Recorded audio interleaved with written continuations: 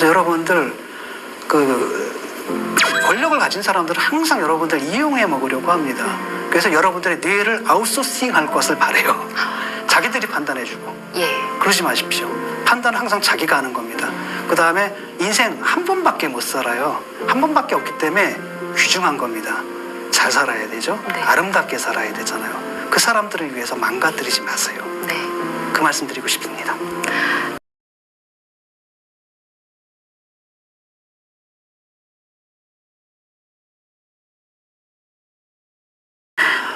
그럼 진보가 어느덧 기득권 세력이 된 거잖아요. 예.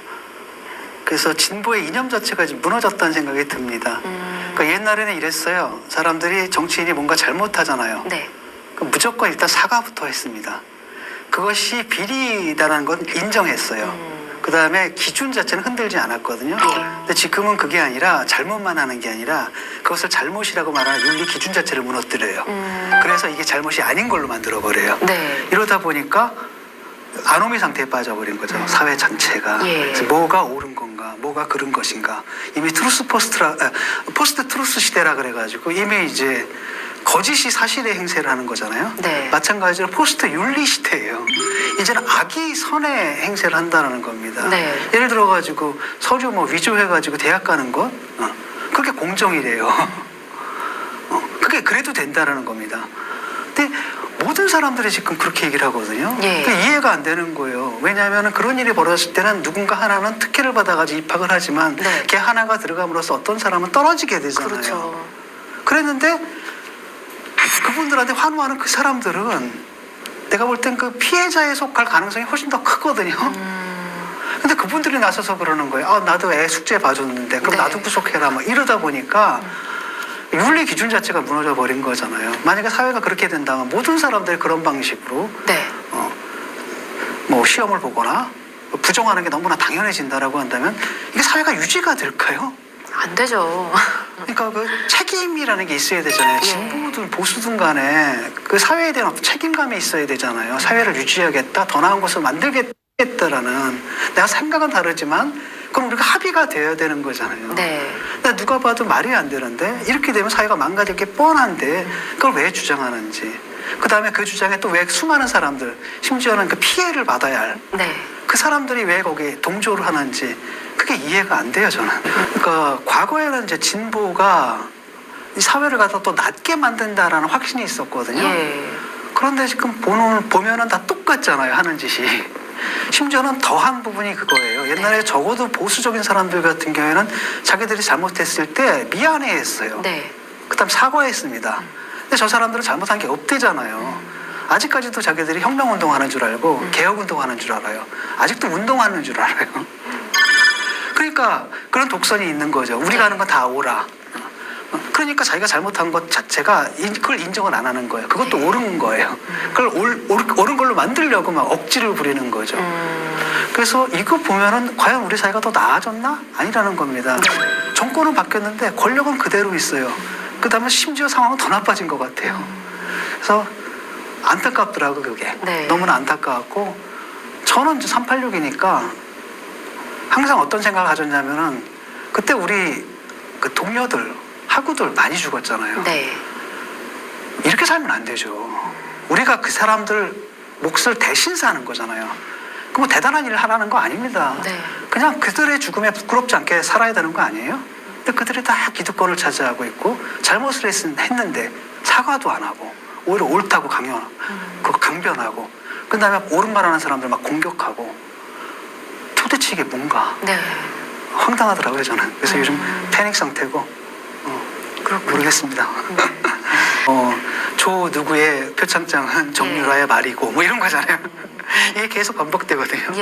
그래서 과연 우리가 정권은 바뀌었지만 바뀐 게 뭐가 있는가. 그 다음에 사실은 촛불 정권이라는 것 자체도 일종의 환상이었다는 생각이 들어요. 왜냐하면 내 기억에 따르면은 지금 문재인 대통령도 그렇고 그 다음에 지금 문제가 됐던 조국 전 장관도 그렇고 탄핵에 반대했던 걸로 기억하거든요. 저는 그때 탄핵을 주장을 했어요. 왜냐하면 난 민중의 힘을 믿거든요. 사람들이 화가 난 거예요. 저들 믿어라. 바로 우리가 저 사람들의 뜻을 대변하는 게 정치다. 네. 저는 그렇게 믿었기 때문에 촛불에 찬성을 했는데 오히려 저 사람들은 뭐라 그러냐 못 믿는 거예요. 첫째, 의석이 안 된다라는 거죠. 그 다음에 또 탄핵을 했을 경우는 어떤 일들이 벌어지느냐? 황교안이 대행이 되잖아요. 그렇죠. 그 다음에 헌재의 구성도 보수적이다라는 겁니다. 그렇기 때문에 괜히 탄핵을 하려다가 안 될 경우에는 면죄부를 주게 된다라고 예. 하면서 반대했던 사람들이거든요. 민중을 못 믿는 사람들이에요. 예. 근데 그 덕에 지금 대통령이 돼서는 어떻게 촛불 정권이라고 브랜딩을 했더라고요. 그래서는 오케이, 그것도 봐줄 수 있어요. 그러면 그 정신은 따라가야 되잖아요. 네. 근데 지금 보면 다 거꾸로 뒤집잖아요. 노무현 대통령이 했던 개혁들을 다 뒤집어버리고 네. 칼을 대가지고 적폐청산한다라더니 그 칼날이 자기들을 향하니까 다 막으려고 하고 이러려고 우리가 정권을 바꿨나? 그러니까 정권은 바뀌었지만 권력은 그대로 있는 거고 네. 심지어 이 사람들의 행동을 보게 되면 과거에 박근혜 정권 또는 그 전에 이명박 정권에서 하지 않았던 그런 일까지 하잖아요. 윤석열 그 검찰총장이죠. 네. 국회장이 아주 재밌었는데 그때 저쪽에 민주당 의원이 얘기하잖아요. 아 그래도 말이죠. 네. 검찰 하면서 어느 정부가 가장 수사를 갖다 자유롭게 하게 보장해줬습니까? 하면서 이 네. 사람이 이제 기대를 했죠. 이 정권이다라고 했는데 갑자기 또 이 검찰총장이 이렇게 정치적인 이런 계산을 못하는 분이잖아요. 네. 제 기억에는 이명박 정부가 그렇죠. 이슈가 됐었죠. 기사도 나고. 예. 근데 그걸 딱 보면 이명박 정부도 이렇게는 안 했어요. 이게 뭡니까? 그러니까 조국은 아마 버려질 거라고 보고요. 왜냐하면 이제 효용 가치를 다 했거든요. 제 생각에는 이분들이 이제 조국 전 장관을 대통령을 만들 생각이었던 것 같아요. 네. 잘 생각해 보세요. 옛날에 청문회 때 요만한 거라도 나와도 그냥 날렸잖아요. 근데 이게 보면 보세요. 지금 혐의가 가족 혐의가 20개고 본인 혐의가 11개잖아요. 네. 이걸 왜 미뤘을까 했더니 이건 그냥 단지 법무부 장관의 문제가 아니다라는 겁니다. 아, 권력의 재창출 프로젝트였구나. 네. 그래서 완전히 매트릭스를 만들어버린 거죠. 지지자들한테. 검찰이 사악한 악마고 희생자다. 네. 이랬단 말이죠. 그래서 조국 장관은 이제 보낼 겁니다. 이미 이제 카드로서 효용성을 상실했기 때문에. 하지만 조국 프레임은 남을 거예요. 그대로. 왜냐하면 앞으로 걸릴 사람들이 많거든요. 네. 계속 그럴 겁니다. 검찰이 사악한 거고 이 사람은 아무 죄가 없다. 그러니까 저는 그게 너무 안타까워요. 그래서 결국은 절대 수긍 못할 겁니다. 그래서 결국은 법정에 가가지고 유죄 판결이 나오잖아요. 네. 그때는 또 사법부가 잘못됐다라고 얘기를 할 거예요. 그러면 법치가 무너지는 거잖아요. 네. 그러니까 아마도 재판이 열리게 되면 또 서초동에 또 모여가지고 또 네. 압박을 하거나 다중에 위력을 통해 가지고 검찰에 압박을 한 것처럼 또 그런 압박을 할 수가 있는 거죠. 그러니까 그게 원형이 뭐였냐면 그 낙곰수 멤버들이 기억나실 거예요. 정봉주 씨 막 들어가고 네. 이럴 때 거기 잔뜩 모여가지고 네. 했던 거. 그게 이제 이렇게 반복되는 거죠. 진보 정당이 민주당의 위성 정당이 된 거예요. 네. 그러니까 저는 이번 사태를 겪으면서 아 그게 선거법 때문이었다라면 이해가 돼요. 예컨대 정당은 할 수 없잖아요. 네. 쉽게 말하면 명분이 있고 실리가 있거든요. 그 속에서 재면서 때로는 약간의 명분을 희생시킬 수도 있다고 보거든요. 그런 유연성은 저는 허용해야 된다고 봐요. 정당이기 때문에. 그래서 당분간은 뭐 민주당하고 따라가다가 어차피 그러면은 선거법 통과되면은 네. 그다음부터는 비판도 할 수 있잖아요. 네. 그런 거라면은 나는 납득이 되고요. 그 정도라면 내가 용인을 하겠는데 그게 아니라 당원들 구성 자체가 그렇게 변해버린 거예요. 쉽게 말하면 지금 민주당에 있어야 할 사람들이 이쪽에 한 6이 돼요. 그 다음에 진짜 진보 정당에 어울리는 사람들은 4고 네. 그러니까 다수가 아닌 게 돼버린 거죠. 그런 가운데서 당의 논평 같은 게 이상하게 나오고 그러니까 네. 저로서는 제가 동의가 안 되는 거죠. 동의가 안 돼서 달관계를 냈던 거고 계속 있으려다가 계속 그런 일들이 이제 반복되는데 어느 순간에 이제 안 되겠더라고요. 나는 그 자리에 있는데 네. 당에 이제 옮겨간 거예요, 오른쪽으로. 그래서 내가 그래서 당 밖으로 나와버린 상태가 되는 거죠. 그래서 이제부터 지금 제가 막 비판하기 시작했잖아요. 이렇게 되면 이 당에도 별로 안 좋잖아요. 네. 그렇기 때문에 깔끔하게 정리를 하는 게 낫겠다 해서 나와. 그러니까 보수는 일단 자기 서사를 잃어버린 것 같아요. 네. 쉽게 말하면 보수가 자기를 지탱할 수 있었던 게 박정희 서사잖아요. 네. 근데 박정희 씨가 이미 그 돌아가신 지가 30년이 넘었잖아요. 그럼 뭔가 새로운 소설을 만들었어야 되는데 그걸 갖다 계속 반복하다가 사실은 박정희 정권이 끝난 건 뭐냐면 그 모델은 더 이상 한국 사회에서 유용하지 않기 때문에 끝난 거거든요. 네. 근데 그걸 향수를 가지고 통치를 해왔는데 이제 그게 먹히지 않게 된 겁니다. 그래서 네. 대안 서사를 못 찾고 있어요. 그러니까 질이 멸렬하고 있는 거죠. 예. 그 사이에 이제 이 사람들은 와가지고 뭐가 되냐면 새로운 기득권이 된 거예요. 한국 사회 주류가 변한 거예요. 옛날엔 주류가 보수였어요. 예. 근데 이제는 주류가 이른바 이 자유주의 세력, 예. 이른바 그들이 진보라고 말하는 사람들이 주류가 되고 네. 정치권의 주류가 돼서 옛날에는 보수는 상수였고 진보가 변수였잖아요. 예. 예컨대 아주 우연한 계기에 정권을 잡았어요. 예컨대 김대중 대통령도 IMF 아니었으면 정권 못 잡았을 거 아니에요. 근데 노무현 정권도 노무현 대통령은 아주 예외적인 개인이기 때문에 그렇죠. 정권을 잡았던 거잖아요. 예. 그러니까 어쩌다 정권 잡은 거고 그분들 가니까 역시 그분들이 돌아왔잖아요. 네. 근데 요번은 딱 보니까 이제는 이쪽 진보가 상수가 됐어요. 저분들은 특별한 변수가 없는 한 돌아올 것 같지가 않아요 지금. 네. 그래서 이 사람들이 그걸 똑같이 지금 하고 있는 거죠. 그러다 보니까 우리가 정권은 바뀌었는데 또 제자리에 돌아와 있는 이런 느낌을 받는다는 겁니다. 더 큰 문제는 이게 해결할 방법이 없나요? 방법이 안 보여요, 사실. 왜냐하면 옛날 같으면 당이 잘못되면 막 정부가 잘못하면 당에서 비판했잖아요. 네. 근데 그게 없어요. 민주당 국회의원이 130명인데 자기 목소리 내는 국회의원 딱 한 명밖에 없잖아요. 금태섭 의원. 나머지는 그냥 N1, N2, N3 해가지고 땅땅땅땅 N129예요. 예. 그냥 왜냐하면 걔들은 또 왜 그러냐면은 그 사람들은 여기 맹목적인 지지자들이 있죠. 얘들이 공천 받을 때 투표를 하거나 이런단 말이에요. 네. 그들의 눈치를 봐야 되거든요. 또 지도부 눈치도 봐야 되고 이러다 보니까 이게 피드백 시스템이 있어야 돼요. 아시죠? 이렇게 가다가 잘못되면 피드백을 해서 방향 수정을 해야 되는데 피드백을 끊어버리는 거예요. 네. 이게 어디로 가는지 모르는 거죠. 이런 상황이 되고 근데 문제는 뭐냐 이러면은 좀 견제 세력이 올라가야 되잖아요. 네. 아무리 얘들이 잘못해도 이쪽에 지지율이 안 올라요. 왜냐 이쪽도 못 믿는 상황이잖아요. 그렇죠. 그러니까 얘들은 이제 기고만장한 거예요. 중도층 필요 없어. 우리는 그 핵심 지지층 40%. 이 사람들 갖다 완전 선전선동에 의해 가지고 세뇌를 시켜가지고 완전히 단단한 지지층. 우리 인이 뭐든지 다 해. 뭐 이런 거잖아요. 네. 무슨 짓을 하든지 다 용서해주고 모든 짓을 다 하든지 다 지지해줄 거야. 이런 사람들만 있어도 네. 집권하는데 아무 지장이 없고 선거 치는데 아무 지장이 없다라고 하니까 이 사람들이 잘못된 길을 수정할 이유가 없는 거죠. 그러는 가운데서 지금 막 여러 가지 비리들이 막 터지는 건데 네. 옛날에 비리 터지면 잘라내기라도 했잖아요. 맞아요. 이제는 끌어안아요. 그다음에 이걸 비리라고 부르는 그 기준을 없애요.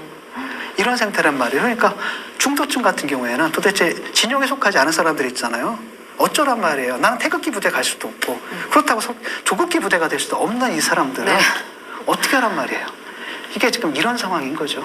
그래서 모르겠습니다. 이게 어디까지 갈지 모르겠고 솔직히 저는 요즘은 그런 옛날에 내가 세상을 바꾸겠다는 생각들 많이 했는데 그리고 또 우리 모두 함께 촛불 들고 막 하면 세상이 바뀐다 이렇게 믿었는데 네. 그렇게 바뀐 세상에 딱 보니까 모든 게 바뀌었는데 바뀐 게 하나도 없는 걸 확인하는 거잖아요. 라고 했을 때 세상을 바꾸는 게 문제가 아니구나 라는 생각이 들었고 그럼 나의 과제는 뭐냐?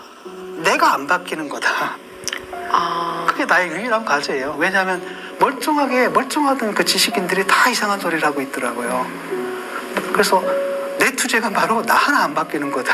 그렇죠. 그리고 나처럼 그냥 자기 하나 지키는 사람들, 묵묵하게 자기 일만 하는 그런 사람들이 조금씩 늘어날 때, 그럴 때 뭔가 바뀌지 않을까. 그게 저의 이제 유일한 희망이고요. 지금은 근데 그것도 생각할 겨를이 없어요. 그냥 나 하나 지키는 거. 근데 저는 일단 관심도 없고요. 어떤 결과가 나온다 하더라도 변하는 건 없을 것 같아요. 그래요? 왜냐하면 진보가 이미 자기 소설을 버렸거든요. 예. 그러니까 옛날엔 그랬잖아요. 진보는 무능하지만 순결했잖아요. 이 무능하지만 순결했던 진보가 지금 유능하지만 부패해진 거예요. 아주 이상한 방향으로 유능하지만. 예. 근데 이게 바로 옛날 보수주의자들의 특성이었잖아요. 그렇죠. 지금 보수주의자들은 부패했지만 또 무능해요. 이런 상태라는 거죠. 예. 그러니까 사실은 저들이 차지해야 될 위치를 이 사람들이 차지한 것에 불과하거든요. 그래서 뭐 선거 결과가 어떻게 나오든 간에 아마도 저들이 또 선거에서 이기게 되면 왜냐하면 학습 효과인 거잖아. 이래도 되는구나. 아마 더 심하게 할 것이고요. 예. 그러면 불행한 사태가 발생할 수도 있을 것 같아요. 왜냐하면 우리가 봤던 사건 있죠. 뭐 대통령 탄핵 같은 것도. 예. 또는 전직 대통령이 구속되고 뭐 이런 사태 있었잖아요. 그런 불행한 사태가 다시 반복될 수도 그럴 수도 있다는 거네요. 있다라는 아주 불길한 예감이 들어요. 그렇군요. 네.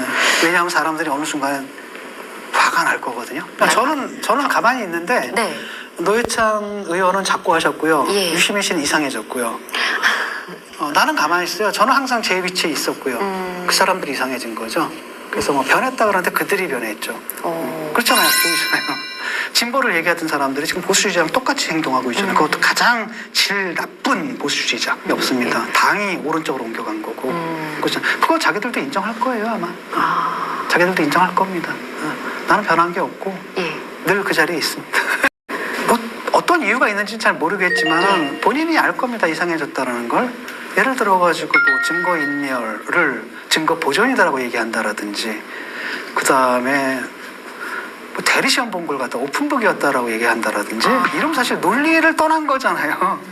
우리가 무슨 얘기를 하려면 수학을 하려면 2 더하기 2는 4다라는 걸 합의를 해야 수학적 게임이 있는 건데 아예 논리 영역을 떠나버렸단 말이죠. 그럼 그분은 이미 선동영역에 들어선 거예요. 그 연세에 이제 무슨 영광 보려고 그러시는지는 모르겠지만은 최소한 제가 아는 유시민 씨는 그 정도는 아니었거든요. 근데 어떤 이유에서인지 이상하게 변해버리셨더라고요. 거기서 저는 굉장히 위험한 조짐을 봐요. 그분이 또 선동하는 거잖아요. 그래서 자기 지지자들만 선동하면 괜찮은데 그렇게 그들이 이제 허구의 세계를 만들고 있을 때 그나마 사실 보도를 하는 레거시 미디어에 괜찮은 기자들이 있죠. 예. 공격을 하는 거예요. 그래서 예를 들어서 어떤 방송사의 법조팀 자체가 해체가 돼버렸다는 거죠. 그 매트릭스가 공격을 해가지고 예. 그럼 대중들은 더 점점 더 허구의 세 그들이 있지 않은 매트릭스 안에 갇혀버리는 거잖아요. 그러면서 사회는 완전히 정말 영화 속에서 본 매트릭스 영화 속에서 본 그런 상태가 돼가고 그 왜 그 매트릭스의 아키텍트가 되어가지고 사람들을 기만하는지 그걸 통해서 뭘 얻으려고 하는지 그걸 모르겠어요. 그래서 물어봤다니까 내가 그래가지고 왜 그러세요? 라고 물어봤어요. 어떤 답변을 들으셨죠? 네, 뭐가? 아, 정말요? 내가 너무 답답해가지고 아니 그 연세에 무슨 영광 보려고 그러시는 거예요? 왜 그러세요? 그랬어요. 자기도 좀 뭐랄까 알아요. 그분은 아는데 그러는 거거든요. 그분은 표창장이 위조됐다는 것도 알아요. 아는데 지금 그러시는 거거든요. 근데 저는 왜 그러는지 모르겠는 거죠. 그 부분들을. 너는 어떤 통치든 간에 거짓말에 입각한 통치하기 위해서 거짓말이 필요한 정권은 빨리 무너지는 게 나라를 위해서 좋다고 봐요. 제 확신이고 아마 많은 분들이 상식적으로 제 생각에 동의할 겁니다. 네. 저 쫓겨났으니까. 그러니까 또 저는 뭐 옛날 정권에 있었을 때도 쫓겨났지만 이번 정권에서 사실상 쫓겨난 건데 그 동일한 게 또 벌어지는 거잖아요. 네. 근데 솔직히 제 느낌에 따르면 이게 좀 더 심해요, 이번 게. 옛날에 폼이라도 잡을 수가 있었잖아요. 예. 저놈이 날 쳐냈어. 뭐, 닭에 모가지를 비틀어도 새벽은 온대. 뭐 이럴 수가 있었는데 네. 이거는 뭐야? 자른 거야? 아니면 내가 그만둔 거야? 그렇잖아요. 이게 도대체 어디 가서 얘기할 수도 없게끔 만들고 그다음에 굉장히 합법적으로 굉장히 집요해요. 그러니까 문제는 뭐냐면 깨시민이라는 사람들이 예. 자기가 깨어있다고 착각을 하잖아요. 잠꼬들을 해요. 잠을 자면서 나는 깨어있어 나는 깨어있어 잠꼬들을 해요. 거기까지 들어와요. 일어납니다. 몽유병처럼. 다른 사람들 공격하고 다녀요. 그 몽상에서 좀 깨졌으면 좋겠습니다. 진영에 속하지 말고 진영을 심판해야 돼요. 그게 유권자입니다. 그렇잖아요. 표를 딱 들고 누가 더 잘 알아? 누가 더 나쁜 놈인가? 이거 판단을 하는 게 유권자거든요. 네. 그렇게 돼야 되지. 왜 거기 들어가가지고 왜 그들의 장기판의 말처럼 그들을 위해서 일하느냐. 바로 그 사람들은 자기들 등을 치는데 그들이 거짓말을 할 때는 이득이 있는 거예요. 어떤 이득을 얻기 위해서 거짓말하는 거 아니겠어요? 그렇죠. 그들이 이득을 얻는다라면 누군가 손해를 본다라는 거죠. 그럼 손해를 보는 건 누구고 이득을 보는 건 누구겠어요? 손해를 보는 건 자기들인데 왜 그 꿈에 취해가지고 같이 움직이는지 그걸 모르겠고요. 어쨌든 저는 제가 할 수 있는 역할은 바로 그거거든요. 잠수함의 토끼고 아마 그분들이 볼 땐 저는 왜 저러는 거야? 이해가 안 될 겁니다. 몸부림치는 게. 저는 하여튼 이 사회에 뭔가 이상 징후가 나타났다. 네. 그리고 제가 알고 있는 것들, 그 다음 제가 생각하는 것들, 제가 판단하는 것들을 글로 써서 알리는 거, 그 많은 사람들에게 읽히는 거, 네. 그게 제 역할이라고, 마지막 역할이라고 봐요. 아직은 뭐 한 3분의 1 정도 푼 것 같은데 나머지 다 풀고 또 다시 잠적해야죠. 그래야 되고 그냥 먼 훗날 네. 그래도 그 시기에 어떤 놈이 하나가 있어가지고 저런 얘기를 했다. 그 옛날엔 그랬거든요. 막 대중들하고 싸웠어요. 나중에 대중들이 잘못한 걸로 밝혀졌을 때는 그때는 조금 미안해라도 했단 말이죠. 그래도 저놈이 그래도 올바른 말을 했구나라는, 그쵸? 네. 온갖 내가 불이익을 당했지만 그 소리 하나 듣기 위해서 했는데, 이제는 그게 아니라 내가 옳은 말을 했죠. 그다음에 저들이 틀린 말을 했고 저게 틀린 것으로 입증이 되죠. 그때도 뭐냐면 나는 여전히 재수없는 새끼예요. 이건 거죠. 예. 얼마나 시간이 걸릴지 모르겠지만 어쨌든 저는 그렇게 생각해요. 아직도 저는 386이라 생각하기 때문에 내가 네. 입고 있는 옷들, 내가 먹는 밥들 내가 한 거 아니잖아요. 노동자들이 만들어주고 농민들이 농사 지은 거잖아요. 그분들은 분명히 내가 볼 때는 이 사회에 필요한 일들을 하고 있단 말이에요. 나는 근데 밥도 안 짓고 뭐 쌀도 안 만들고 말이죠. 옷도 못 만들고 도대체 나 이 사회에서 어떤 일을 하고 있는가.